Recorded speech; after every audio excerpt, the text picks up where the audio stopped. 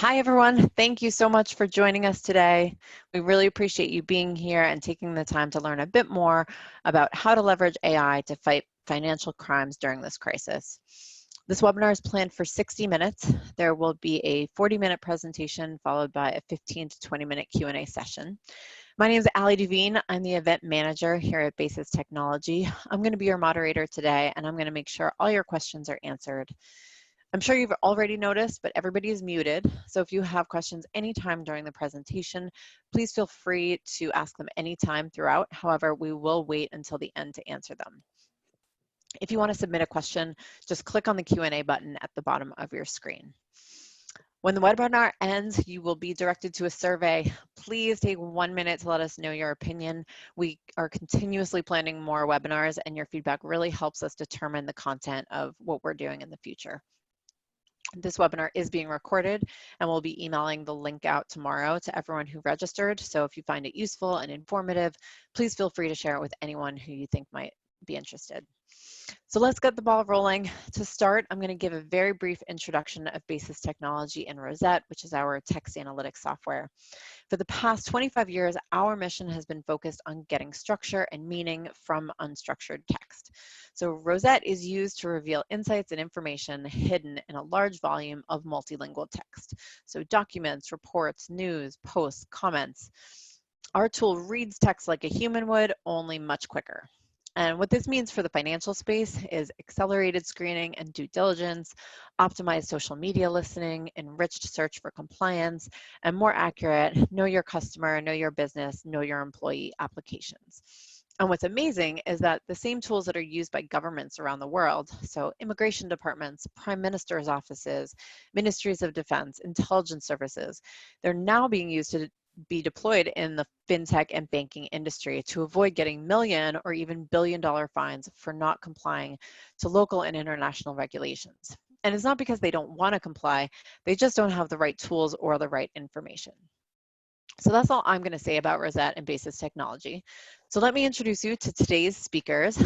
We have with us today Steve Cohen, who is the Chief Operating Officer of Basis Technology. In the 80s, he studied for a year in Japan, and that experience ultimately evolved his entire career, resulting in meeting Carl Hoffman to create the company in 1995. And a fun fact about Steve, as of late, since he's been working from home full-time, he averages walking 50 miles a week while working on his treadmill desk in his office at home, which I'm not sure if he's on today.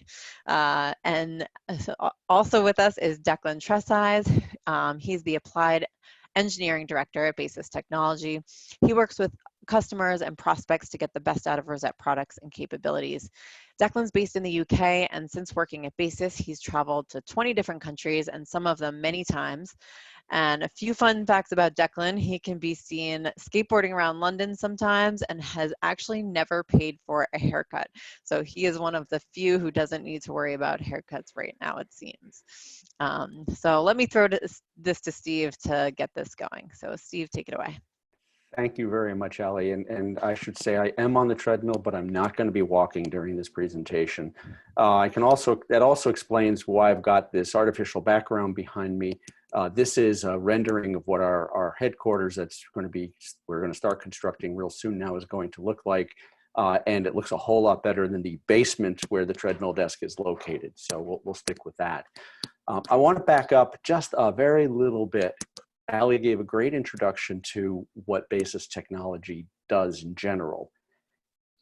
This slide helps to illustrate specific aspects of what we do for the conversation today. I'm going to go from right to left. Ali mentioned we've been around just about 25 years right now. And the next data point in the middle emphasizes our focus on helping investigations of various sorts. It says there are 40,000 digital investigators every month are using our tools. And then if you go way over to the left, sorry, I'm going right to left here, but if you go over to the left, the biggest number on here, every day 140 million names are screened using software that we provide to our partners. Ultimately, the use case we're talking about today is how do we use these AI tools we've developed over 25 years to help with security of one form or another. So with that, I want to go to a story.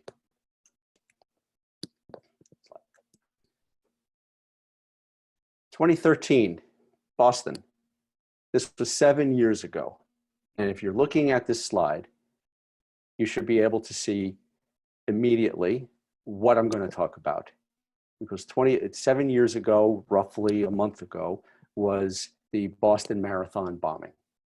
And this slide illustrates, I'm going to go from right to left again, because that's the lay of the land, illustrates some of the key events that happened within roughly a day and a half or 2 days after the event. The event itself, in red, lower right, shows the attack site in the Back Bay.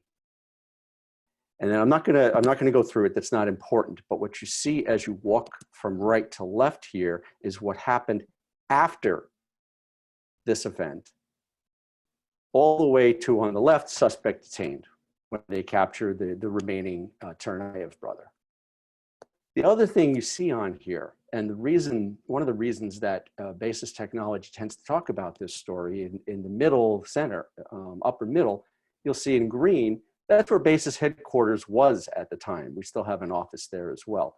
Not very far. So this story was very relevant, very proximate, and it happened, I'd say, in our front yard, not even in our backyard. So it's something we take very much to heart. And not surprisingly, people in Boston and people at Basis still think about it 7 years later, and probably will in another 7 years. So I talked about how this illustrates what happened after the event. And in national security and defense, sorry, next slide, please. In national security and defense, they have a term for after the event. It would be right of boom.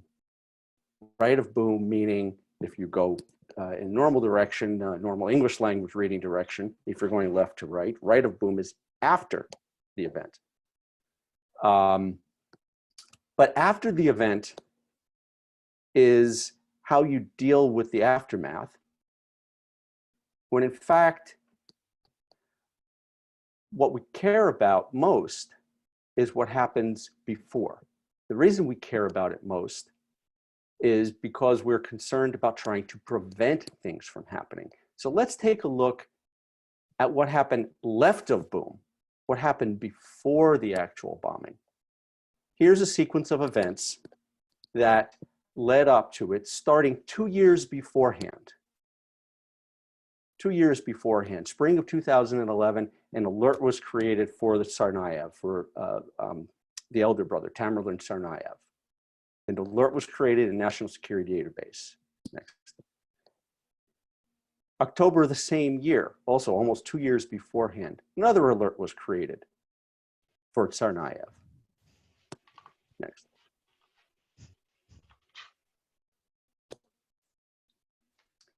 Then what happened? 6 months later or so, January of 4 months later or so, January of 2012, Tsarnaev was traveling to Moscow, and it's in red for a reason. Even though his name was on the watch list, he wasn't detained. He should have been. Why wasn't he detained? He wasn't detained because the software in use was producing so many false positives. You see FP written on this slide, producing so many false positives that there was no way to react to them. And at the airport, they couldn't react, and they had to simply let everyone through, because the alternative would be to stop everyone, and that's considered not acceptable. Then the first alert expired. Then he came back. Next. The next thing, he came back, and here another failure of the matching process. This time it was a false negative. His name wasn't captured. So far in this left of boom 2-year horizon, we have 2 failures of the name. Okay, go through. And finally, unfortunately, and we don't say this jokingly, the term boom. This is a very, a simple term, but finally we get to the event.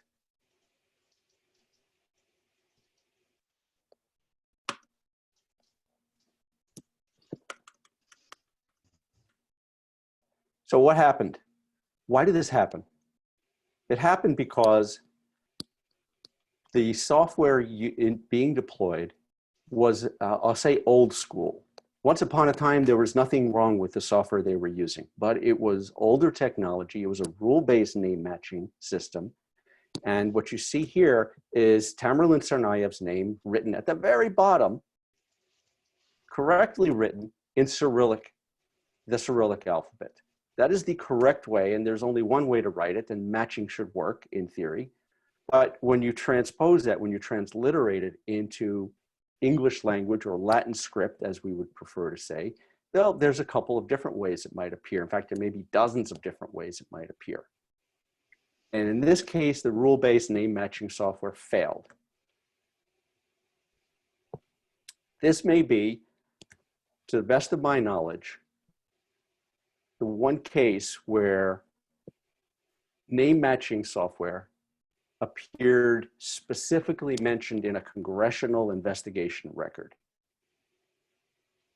In general, that might be a good thing, congressional investigation, talking about software. This is a very bad thing. Congressional investigation specifically pointed to the fact that the name matching software failed as a reason for a proximate cause of the catastrophe, the tragedy that happened in 2013. That's the backstory. That's the history. In fact, we're here to tell you, and Declan gets to do the fun part of this by talking about how this problem gets solved. We're here to tell you that there are ways to do a much better job. There are ways to improve this. And I can tell you that the software that we built that uses more modern techniques is in fact now deployed by CBP. And hopefully, I believe that makes us a whole lot safer.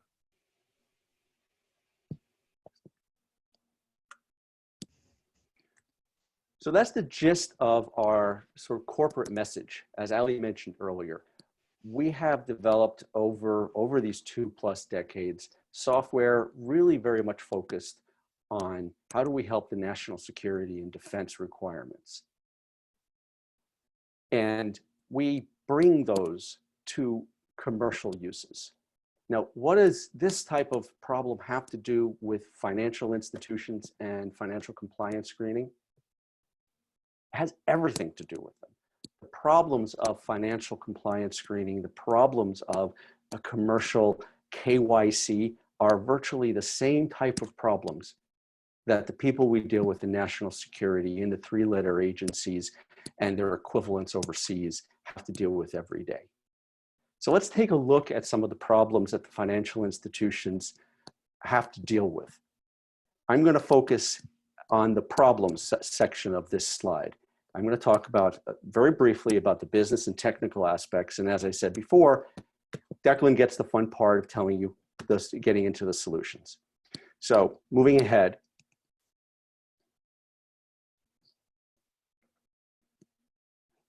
On the problems, first we have to recognize that in the financial space, the last, say, 10, 15+ years have seen tremendous change.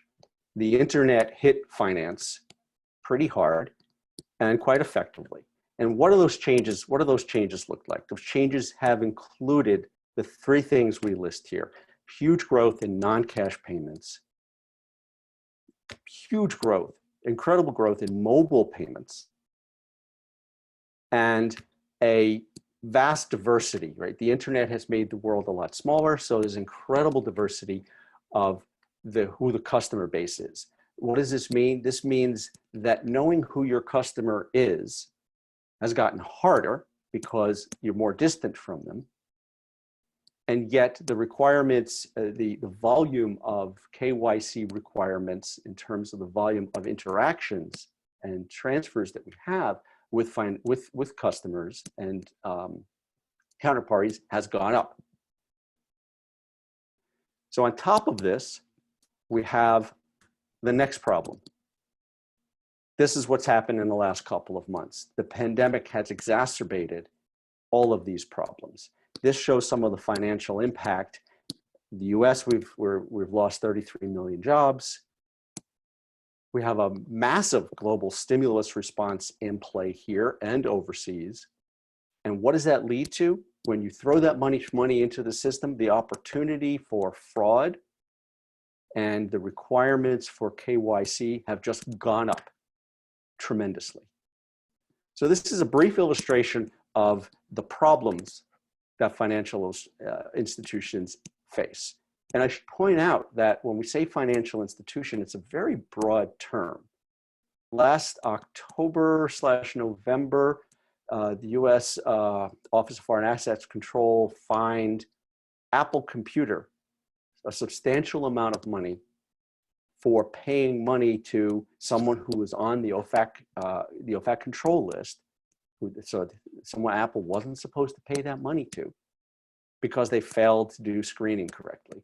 And Apple Computer, we don't normally think of as a financial institution, but if they pay money to someone, they become one. So these problems affect a lot more than just companies we call banks, much more significant than that. Next. So where does this leave financial institutions? Well, on the left, we have the rock. On the right, we have the hard place. On the left, what we have is $55,000 is the average pay level for sanctioned screening analyst. We have the fact that a typical bank may have 3,000 employees working in that. So that means an average mid-sized, larger bank may be paying $165 million a year for their screening process. There's your rock.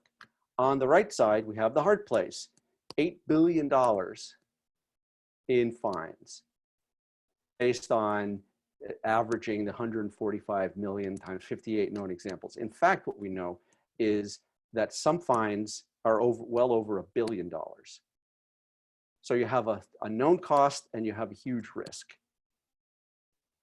Couple that with what we just talked about in terms of the increased pressure that organizations are under, and it creates, and it illustrates how big this problem is. What is the root cause of the problem here? The major root cause of the cost aspect of this is what we talked about with respect to Tamerlan Tsarnaev much earlier, and that is false positives. False positives produce work, and work is cost. So this is Gregg Pin, is one AML expert we work with, who has made a very succinct point about how this is the single biggest problem. And I know this isn't just Gregg Pin's opinion, because I've spoken to dozens of compliance and AML experts over the last 10 years, and everybody points to this problem. So we know this is the biggest problem. So that illustrates the business side of the problem.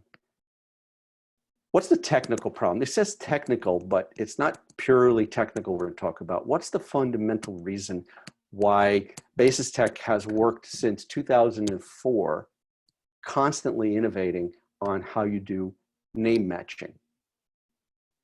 Well, let's talk very briefly, and then I will let Declan present. Let's talk very briefly about what's going on here. So on the next slide, we're going to illustrate just 3 ways that names are complicated. I'm only going to this is 3 out of over a dozen different dimensions that we focus on in terms of name complexity, human name complexity. We also work on organization names. So on the left, is that Buffy or is that Elizabeth? Who wants to proffer a guess? And why the heck is Buffy a nickname for Elizabeth? I don't know the answer to that question. I suppose I could research it. But nicknames are tricky because there's no correlation necessarily between Buffy and Elizabeth. Then in the middle, I'm not sure if people recognize this person, but he goes by the name, well, he was born with the name William Edward Burghardt. You know him as W.E.B. Du Bois. So initials and abbreviations are another way that we humans mess up the namespace of names. Finally, on the right, I think you all know who that is. How many different ways have we seen William Shakespeare's last name written? We know of at least 80. There's probably a whole lot more. There's an infinity of different ways that humans can misspell human names. As I said, these are 3 different dimensions of the way names vary and what makes names complex. So that's the human aspect of it. In the next slide, we're going to look at what we call the computer aspect of this. And the computer aspect is something else that I suspect everyone's very familiar with, and this is a garbage in, garbage out, or a data quality set of concerns. Data gets messy. Now, to be honest, in part, this is because humans put the data into the computers, but we still treat it as a computer problem because the information as stored in the computer database can be messy. It can have all of those errors, problems we just talked about that humans create, but it can also have missing fields. It can have fields in the wrong order. The name mix-up is a very real problem, sometimes caused by the fact that in some cultures, last names are said before first names, and people typing them into a system may not know that. So there's many different ways, and I shouldn't go on about this. I think everyone in the audience appreciates this part of the problem. Computer data gets messy. Humans start making it messy, and then it gets worse once it's in the computer. So what do you do with all of this? That's not where it ends, is it? That's not where it ends. So hopefully you can. So I'm going to pick on you a little bit here, right? Okay. So once you've layered on all those issues around actually matching a name, you still need to actually detect the right person. Okay. So I have here several people, and they're all called Steve Cohen, and a special one in the corner. So out of these people, you probably want to be the one in the top left. So I'm going to pose it to you, Steve. Which one do you not want to be? Which person would you not want to be on this list? That's a tough one. I happen to know who all these people are, and I would say the one top middle is the one I'd least like to be, and maybe over a beer sometime I'll tell you why. So I don't often have that problem. Like there's not many people in the world with the name Declan Trezise. I do know of one. There's a teenager in Australia, and he's an athlete. And every time I Google my name, it comes up. There's this very well applauded athlete. He rides bikes. He runs. I think he might be a triathlete. And it always makes me feel, it puts me to shame a little bit that I'm not that guy. But once you know a name, that's not enough. You also need to be able to disambiguate between identities. And at that point, you might need to layer on extra fields, extra biographical information that you might know about an individual to further understand, not only is this the right Steve Cohen or Tamerlan Tsarnaev or any number of people, but is it actually the one that you're looking for? So here we go. Are these interchangeable? I think not. And other things other than the name might help you disambiguate between them. And at that point, we're looking at a record or an identity instead of just the name.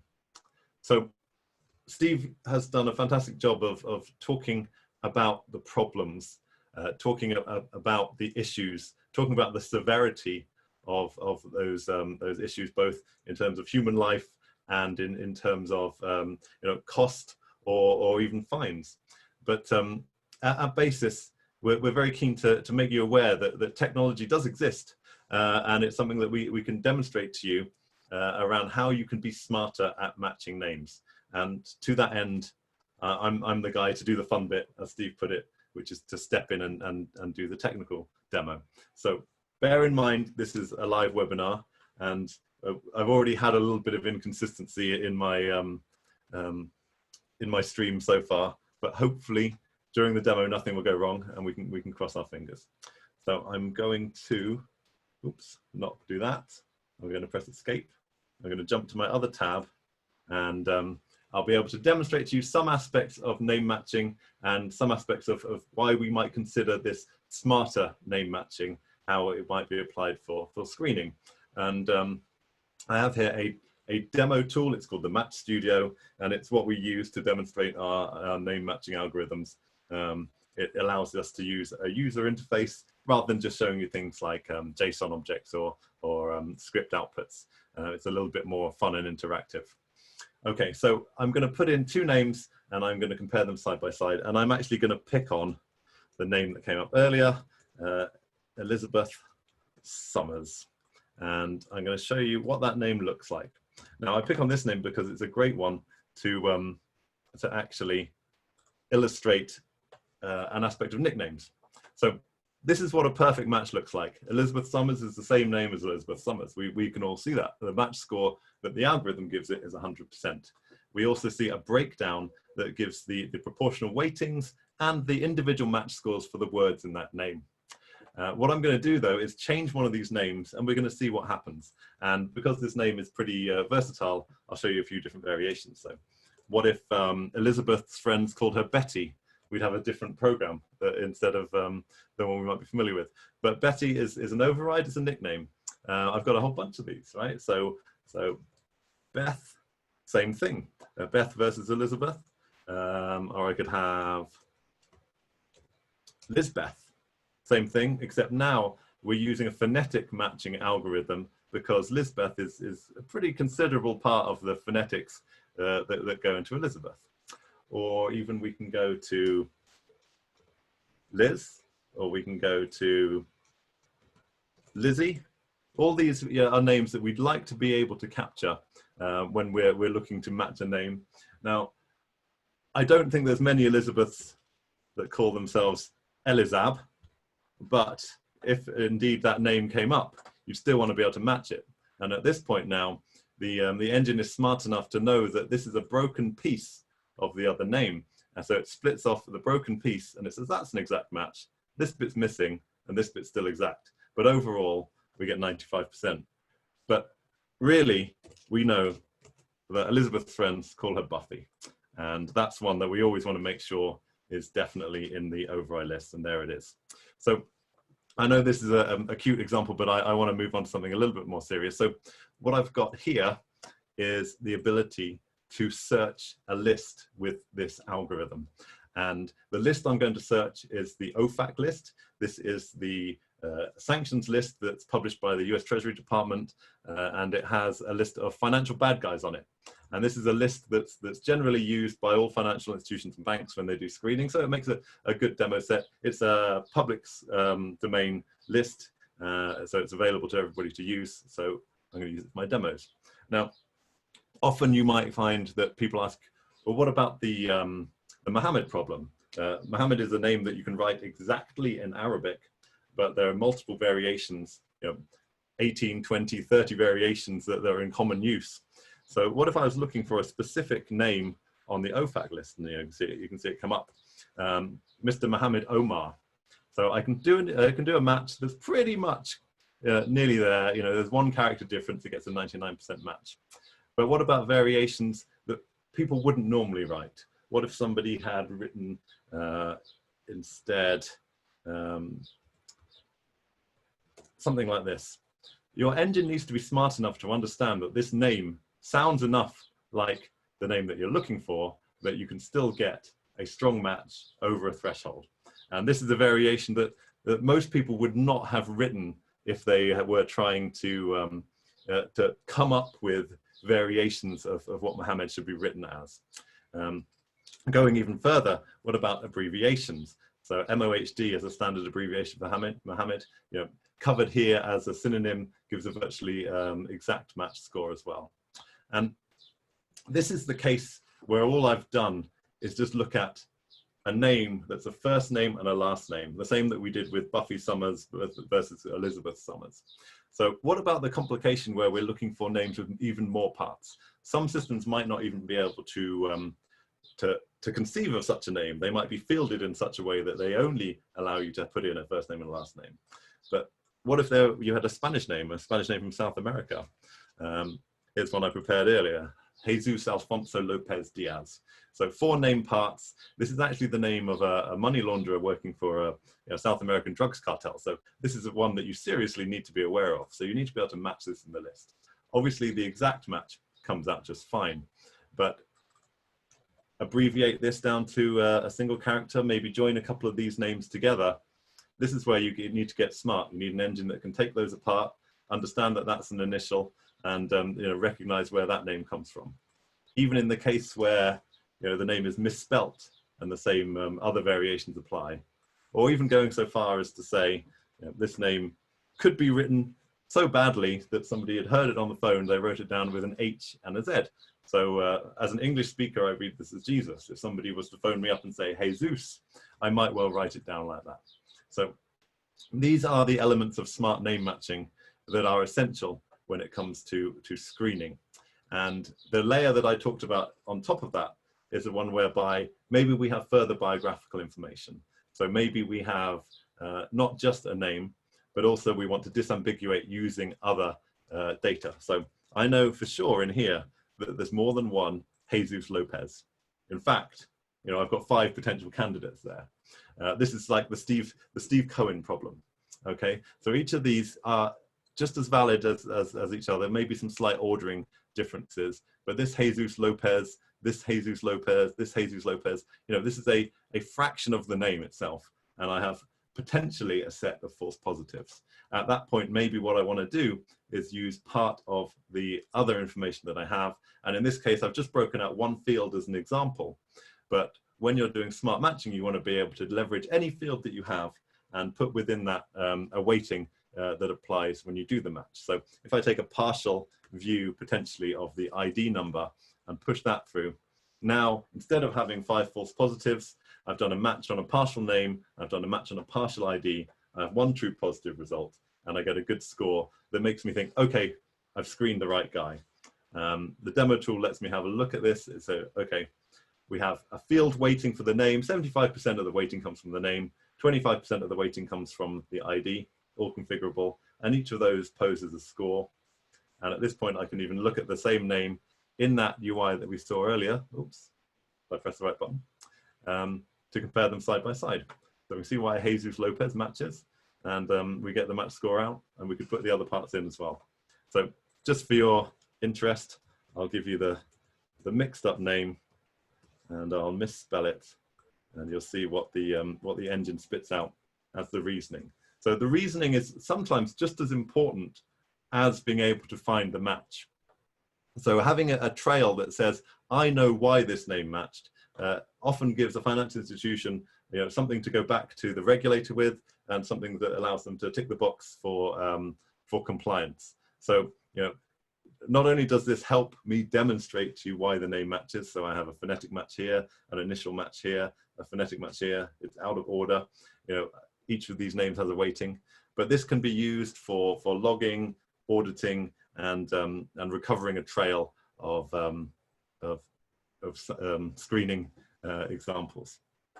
So that's what I wanted to demonstrate. And now I'm going to move back to the slides. Hopefully that'll be pretty slick. And we're going to talk a little bit about, not just taking our word for it. So this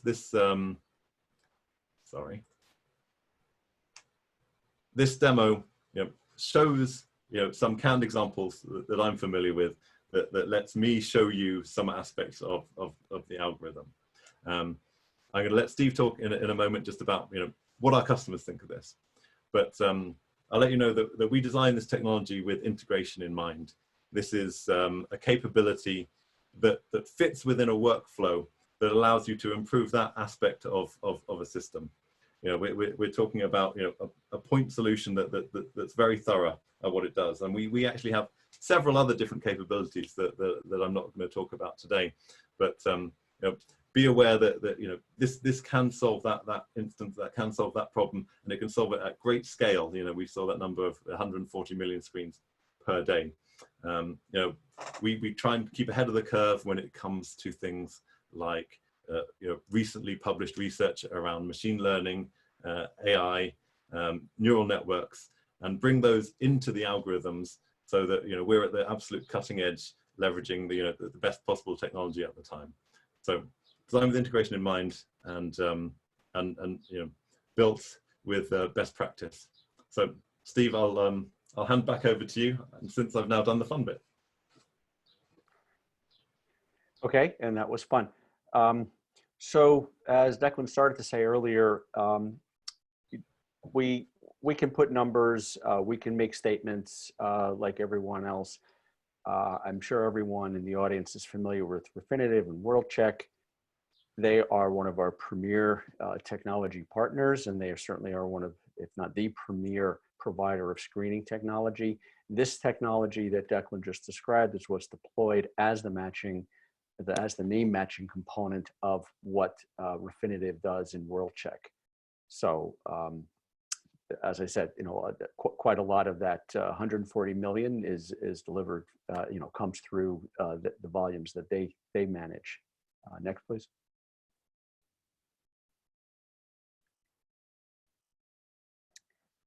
Here's another quote from Gregg Pin. And as I said, I'm 1,000% certain that false positives are the first problem that everyone in the industry worries about. So, this won't be news, I think, to anyone in the audience who's in the industry. And I think we really like this quote because calling it a game changer, we think that's true. We think that deploying improved technology for matching is how you can save lives, as we talked about at the very beginning. It's how you can save money by virtue of reducing the cost of the false positive screening. That's also how you can reduce risk by virtue of doing a better job reducing false negatives and avoiding problems with the regulators. Next.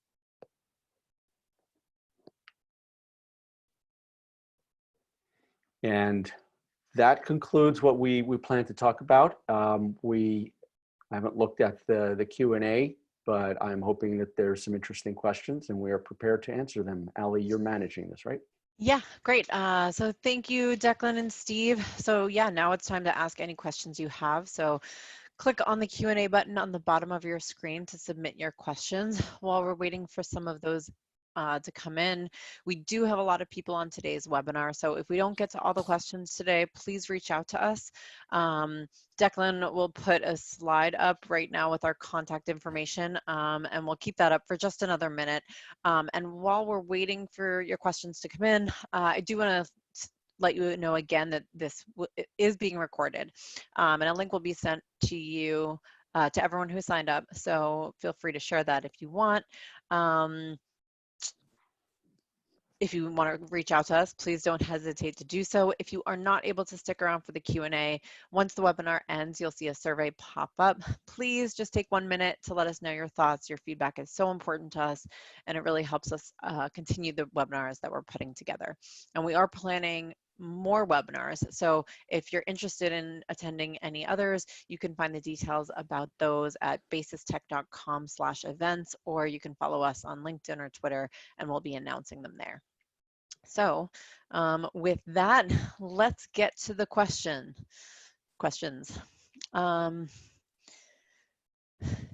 Jason asks, is this tool already integrated with Semantics Studio?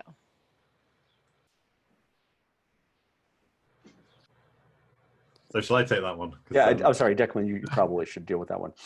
So Semantics Studio is one of our tools for demonstrating an integration of Rosette capabilities, and to a degree, it's production ready for some capabilities.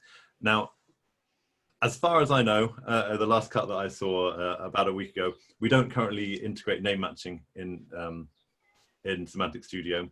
We do allow customers to evaluate some of this capability using the Match Studio, the demo that I was showing previously.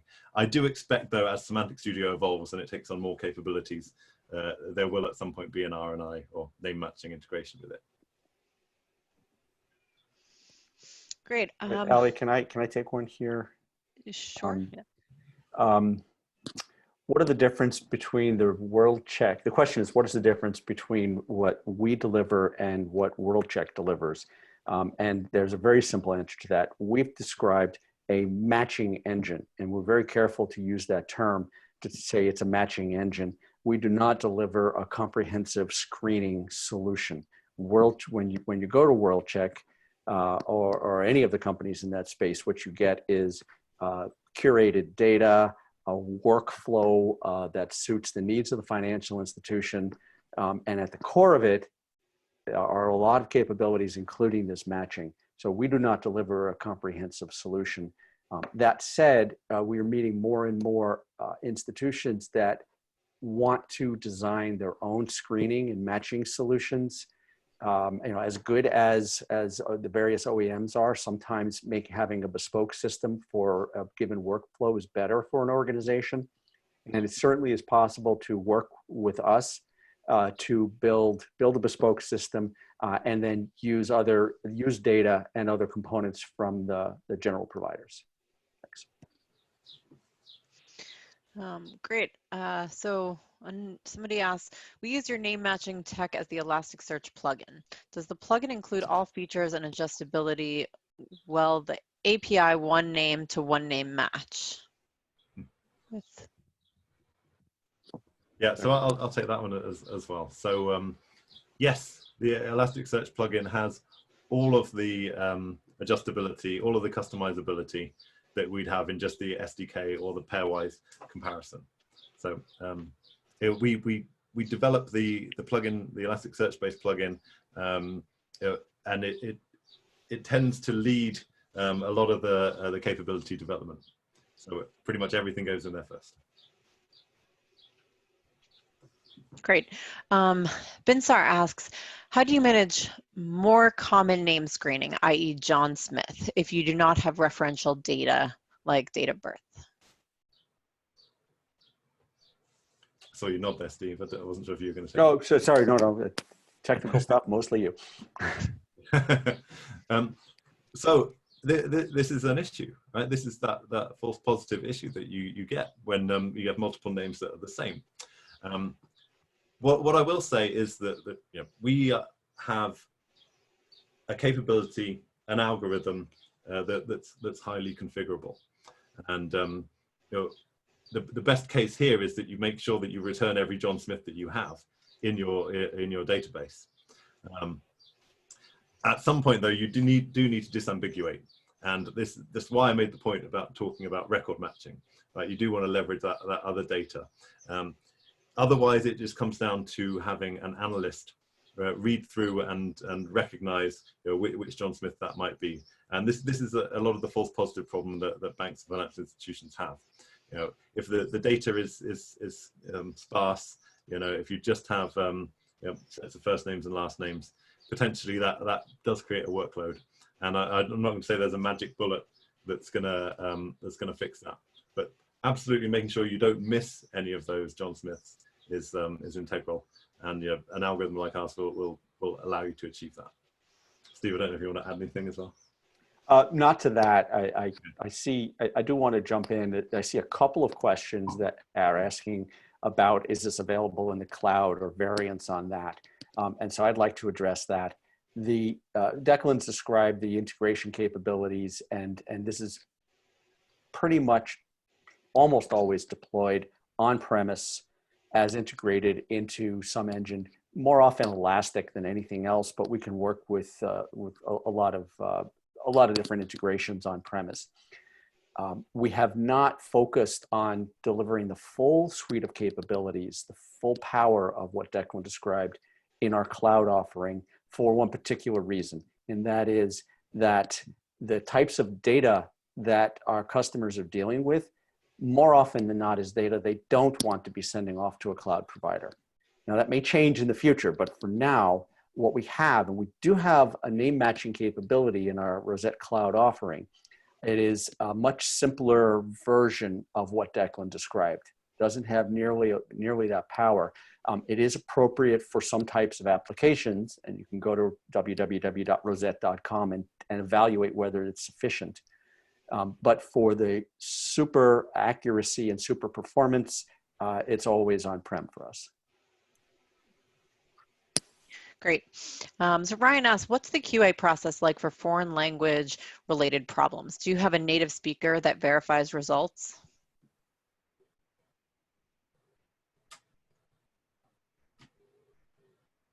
So Steve, I could handle that if you don't want to. Sure. You might have a better idea of the exact current profile of how many languages we speak in the company and how many computational linguists we have. So that's a really interesting way to think about it. I don't actually know the current number of languages that we speak in the company. It's certainly, it's hovered in the mid-20s for a very long time. I assume it still is. But like many companies that are working in this space now, it's the answer to this question is not really about how many languages we speak. It's about how well do we understand the core statistical modeling tools and or neural networks and all the capabilities that we provide, for one. Two, how good are we at developing data even in languages that we don't particularly speak well, right? You don't have to, it turns out to be useful, but not necessarily always critical that you have people who speak that language. We can work with outside contractors to get the language skills that we need. And so how do we handle non-English languages? The answer is case by case.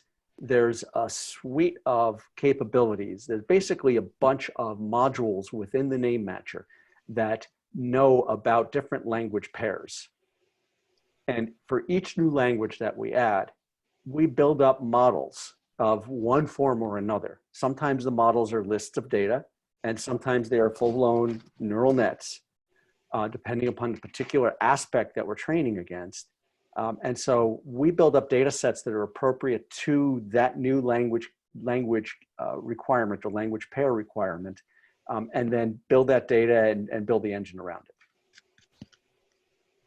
Yeah, I think that's way better than I could have explained it, Steve. And, one other aspect of that is the fact that Basis has been dealing with multilingual text for a long time, right? So there's a lot of ingrained understanding of different ways of encoding text and different ways of presenting text, and then leveraging best of breed ML and statistical models all the way through. Great. Steve asks, hi, I'm more interested in company name matching. How do you handle legal forms such as Inc., Corp., LLC, LTD, etc.? Okay, so there's some specific things that we do with those, right? So we sometimes don't even want to include them in the match. So we have a configurable capability that lets us add things to almost a blacklist. So don't include this in the match because actually it doesn't contribute enough to the name for it to be worthwhile, right? We'll penalize it if it's not exact, but we won't penalize it completely for something like that being missing. And yeah, like I said, you can switch that on and off. But some of the other subtleties in company names come along with things like initialisms, right? So in a company name, instead of writing International Business Machines, you might write IBM. You might even write it in lowercase. You might join all those letters together and just assume that somebody will understand that that's that company. And you need to still be able to match the lowercase 3 letters IBM all concatenated to International Business Machines. So we have special provision in company matching for initialisms. We also have the ability in company matching to leverage some of the meaning of the terms that are written in there. So we apply a semantic match. So imagine you had somebody writing down the names of companies and they wrote down Eagle Drugs Inc. And somebody else was trying to match Eagle Pharmaceuticals. What we want to do is throw away the bit that says Inc. because that's not going to help our match. And we need to have some understanding of the semantic relationship between pharmaceuticals and drugs. And this is something that we've started to leverage more and more for company name matching. So definitely there's subtle differences about company names versus people names. And yeah, we try and accommodate those as much as possible. Great. Next question. How do you use NLP in your algorithm? The algorithm demonstrated earlier showed me use of AI, but I did not see how NLP was in use. So there's a lot of different capabilities in Rosette. And what I didn't show you were some of the super low level things that are going on, but there was some stuff that happened maybe without you observing it. So first of all, when I typed in names underneath the hood, Rosette made an assertion about the language that this was written in. So there was a statistical algorithm for language ID that determined, okay, these are Latin English names, but equally it could have made the decision that they were, you know, Latin German names and applied a different model. So there's some aspect of NLP going on there as well. But the thing that was kind of related is the fact that we applied a tokenization scheme to the names as written. So where I concatenated two names, the engine looked at them and said, I think that these are separate words, and it split them apart. So there's a lot of what Rosette does kind of almost subtly under the hood of some of that name matching algorithm, but it's more explicit if you want to go and have a look at rosette.com and look at the breakdown of all the different capabilities that Rosette actually has. You know, we are full stack NLP, you know, best of breed, using, you know, statistical machine learning and AI where appropriate, but it's yeah, it's all covered. And Steve has been in the NLP game for a very long time. Not a very long time, Steve, sorry. A reasonably long time. Long enough. Great. Is the 25% mention the observed gain against competing systems?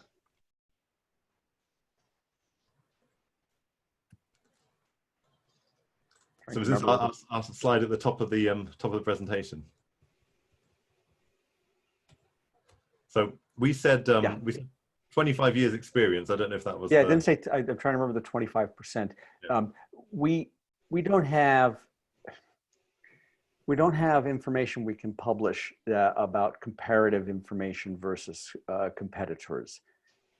What we do have is talking again about the story I opened with about how CBP, Customs and Border Protection, improved what they were getting. We have some data, I don't believe we're allowed to publish, about the performance improvement we got. And we were able to improve their performance on both the false positives and false negatives. Right, that's an interesting perspective. You heard me talk about false positives several times, as well as Declan. And what's interesting about this is their first goal in improving their system to improve the screening after the Boston Marathon bombing was to focus on the false positives. That was their first problem they wanted to solve. We were able to work with them on that. There's a hidden aspect to that that you might have thought of as Declan was doing his demo, because what the demo was largely emphasizing was how hard the system works to find candidates, right? And if you might choose to worry that it's going to produce false positives because it's working so hard to find different ways to see if there's a match. But we deal with that. And I think Declan briefly showed how you can then take the candidates produced, say, in a first pass and reduce that, or not just in a first pass, but in just through part of the matching, and reduce that. So you can also reduce false negatives. So you get both precision and recall out of the system. I'm not sure I answered the question, but I came as close as I think I can. Okay, a lot of global watch lists have very sparse additional metadata to match on, date of birth, address, etc. By allowing more lenient matching, in many cases, you actually dramatically increase the number of false positives. How do you think about approaching this problem when determining what is a match? That's what I was starting to lead to. I'll let Declan hopefully continue and be a more comprehensive in the answer. So I'll try. So this is an issue, right? This is the workload. This is the thing that you know, border guards and analysts at banks have to deal with, is making sure that they can do their best when it comes to looking at false positives. And we want to provide an algorithm that's going to work with the risk appetite that they have. Okay, so you know, you'll have seen when I presented the demo that you know, almost without question, I presented you a number. I was like, okay, well, this is the score. This is the match score that lets you compare two names. I didn't say that was an essential thing that you have to have, but we believe that it is. Right. So the match score lets you set a level, you know, above which I think that I can pretty much assume that these are true positive matches. But there's going to be a range in there where you're going to have an appetite for risk that's going to decide what that is. And at what point do you believe that the algorithm has found you a true positive or not? And we work with organizations that have vastly different ideas of where to set the threshold based on their risk appetite for false positives. At the lowest level, somebody's going to look at everything over a 60% score, but there's going to be some organizations looking at over a 90% score. And doing a name match in this way, providing a score to allow you to do thresholding, lets you appropriately set your appetite for false positives based on your where you want to set that risk, where you want to set that threshold. I can't say that you can make up for sparse extra metadata, but what I can say is at least you don't need to look at the names that are scoring 45%. When actually you only have capacity to look at names over 65%. So hopefully that makes sense. Great. Next question. This searching ID find entire images and social network profiles? I think I understand the question, and the answer is going to take a little bit of a tangent in that what we've talked about today is a matching engine for matching names. I should say names and other data. In order to scan data like social network profiles or documents, you go outside of what this component does, and you start to talk about building sort of a social network analytics system or an open source intelligence system. And that's beyond what this technology does, but not at all beyond what basis technology does. The other components in our stack can be used to analyze vast quantities of a wide variety of data and do some form of integration. And then the ultimate goal, presumably, is a resolution, to be able to say, this document here refers to this person, or this person has had so many mentions. So I'm not going to dig into that. We clearly don't have enough time to talk about the rest of the stack. But if you want to reach out, obviously we're happy to talk about how we have built systems that do that kind of thing. Okay, we have time for one more question if we do it quickly. How is commonality used when determining matches? For instance, is there a way for us to see that John is a bit more common than Alfred? Yes, is the answer to that. So we do we build a name frequency model based off population data. And it's tunable by an end customer as well if they have a different shaped population. So yeah, it comes into the weighting of the individual components. When I looked at that grid of names, each one had a different weighting that was based on that population frequency model. Excellent. So that's it for the time that we have today. If you submitted a question and we didn't get to it, I apologize. Please definitely feel free to reach out to us. If you did not submit your question anonymously, we may be able to reach out to you and answer it anyway. So with that, we hope you learned something and found this useful. As mentioned a few times already, there is a super quick survey that should take you only 1 minute to fill out. So please do that for us. And please check out our upcoming webinars. If you have any additional questions or just want to reach out, please don't hesitate to do so. Thank you again for your time. Stay safe and healthy out there, and we hope to see you again on another one. Thanks. Bye.